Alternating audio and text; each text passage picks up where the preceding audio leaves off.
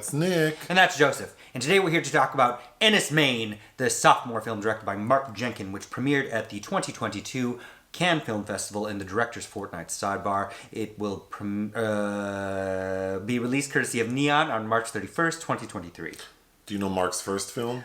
Bait in 2019. It was at the Berlin Film Festival where I was, but I did not see it there. I don't believe it has U.S. distribution, but I've heard it's quite good. What do you think about this film?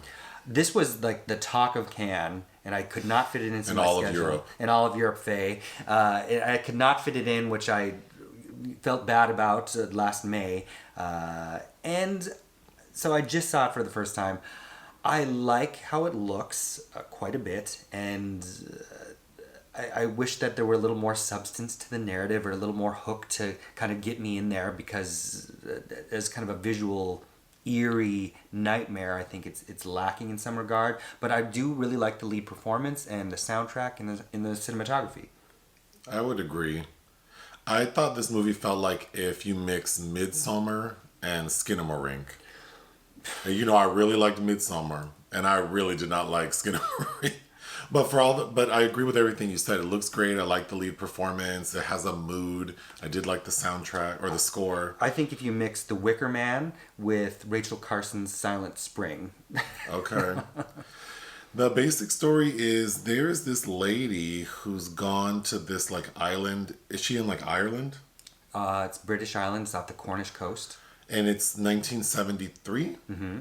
And it appears like she's just going to monitor like some vegetation. Some rare flowers. There's this rare patch of flowers, and that seems to be her only duty. Listen, for the first 33 minutes of the film, she's just getting up in the morning, getting her hot water, getting on the radio. We see her getting some gas for generators. She goes down to the flower bed, sees there are no changes, writes in her journal, no changes, and then does it again. And she has an additional ritual where there's it looked like an abandoned mine where she drops a rock down the mine shaft. That's right. So all of those things she does repeatedly, and then at the 33-minute mark, she goes down and sees that lichen have grown on the flowers. And I didn't know what lichen was till I read about it, but it's like a fungus type of fungus algae combination. It's a bizarre organism. You see it on tree. It looks like dried out fungus, really. So when she notices that, then things start getting weird. She starts having visions of like a younger woman who I presumed was maybe her when she was younger. She starts seeing men like in the mine shaft she's dropping rocks in.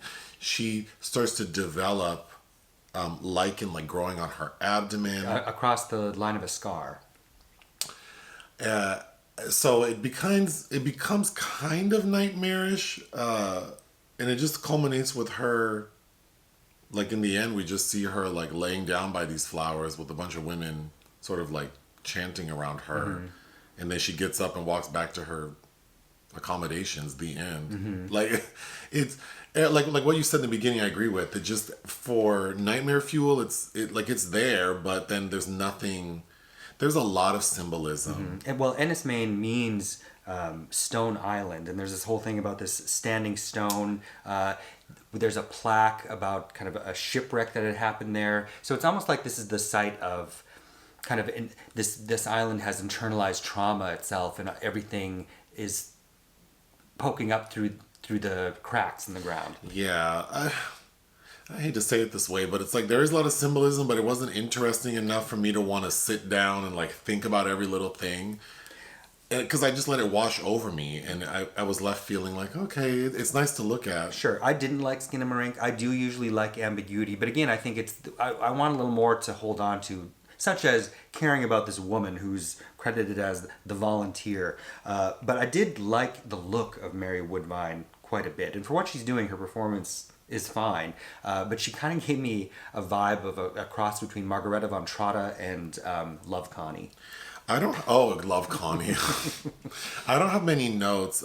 There's a scene where she's taking a bath and she's reading a book. where she's like making the water hot with her feet and it's too hot, and it's very peculiar and it's intriguing. Like, I like that kind of random stuff. But We get a lot of shots of that book. It's called The Blueprint for Survival, which was published in 1972 because I looked it up. But there's this quote on the book about how once you read it, things will never be the same. the quote is nightmarishly convincing. After reading it, nothing seems quite the same anymore. Which is what made me think of Rachel Carson's Silent Spring about DDT effects on the environment. But how, if you read that book, it also kind of reads like a thriller. There's a moment, there is a man she's interacting with who I believe is the man who brings her guests. And he asks her, like, do you like it here alone? And she says, I'm not on my own.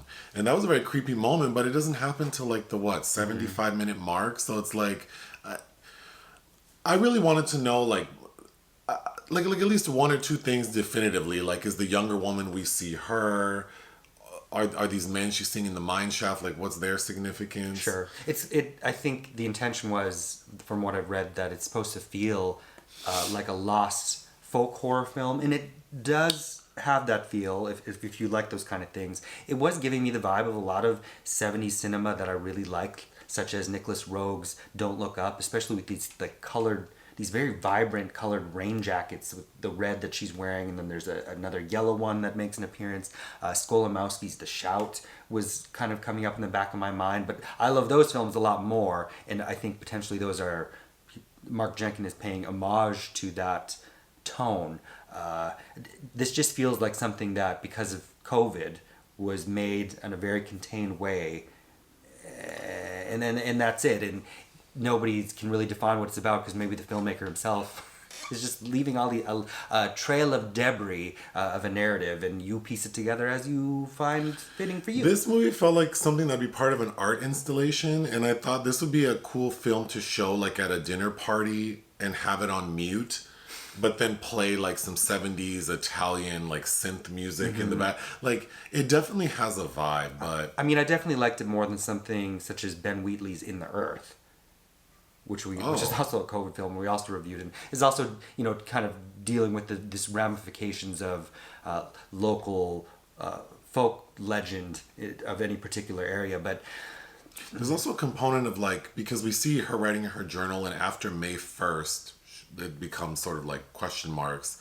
And then we also see at a point, like, it almost like from Midsummer, like what do you call it? Like the maypole dancing, which is in The Wicker Man as well. It kind of feels like there's that happening too. This fertility ritual. Maybe I'm just dumb and I don't know how to pull this shit together. But no, I don't think that's it at all. I didn't quite understand it. So for that reason, I think I would give it 2.5 out of 5. I would agree. That's how I feel about it. There's just something I wanted more from it, and that's just me personally. Anything else? No. Hit the thanks button. Listen to our podcast. Bye.